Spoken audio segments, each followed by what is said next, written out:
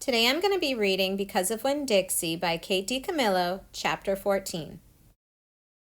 Sometimes I told Gloria the story Miss Franny Block had just told me, or I imitated Otis tapping his pointy-toed boots and playing for all the animals, and that always made her laugh.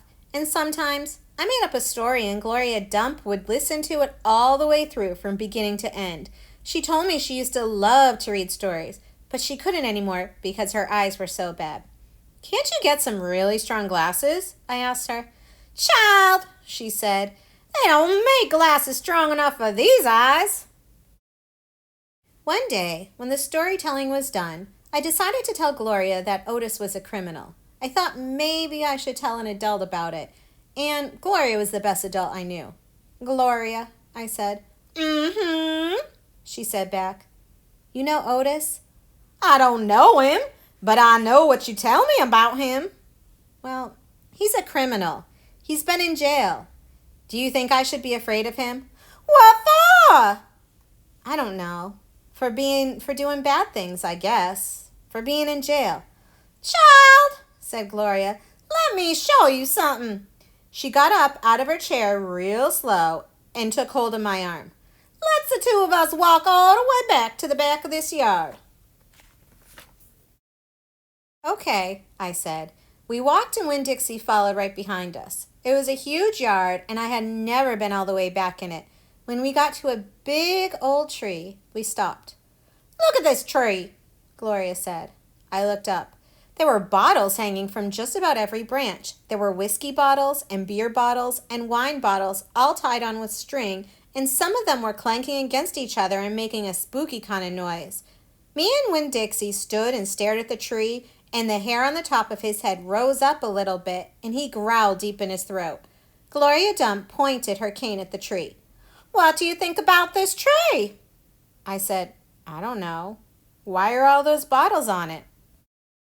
"To keep the ghosts away," Gloria said. "What ghosts?" "The ghosts of all the things I done wrong." I looked at all the bottles on the tree. "You did that many things wrong?" I asked her.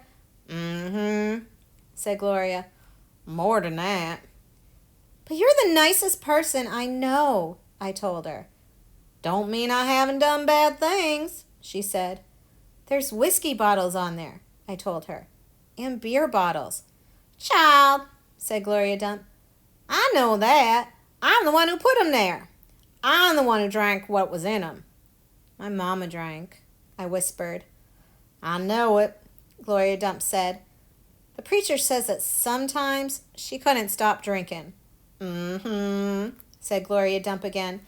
"That's the way it is for some folks. We get started and we can't get stopped." "Are you one of those people?" "Yes, ma'am, I am. But these days, I don't drink nothing stronger than coffee." "Did the whiskey and beer and wine, do they make you do those bad things that are ghosts now?" "Some of 'em," said Gloria Dump. "Some of them I would have done anyway, with alcohol or without it, before I learned." "Learned what?"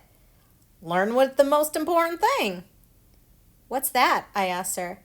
"It's different for everyone," she said. "You find it out on your own. But in the meantime, you got to remember, you can't always judge people by the things they done. You got to judge them by what they're doing now. You judge Otis by pretty music he plays and how kind he is to them animals, because that's all you know about him right now. All right?" "Yes, ma'am," I said. "And them dewberry boys, you try not to judge them too harsh either. All right?" "All right," I said. "All right then," said Gloria Dump, and she turned and started walking away.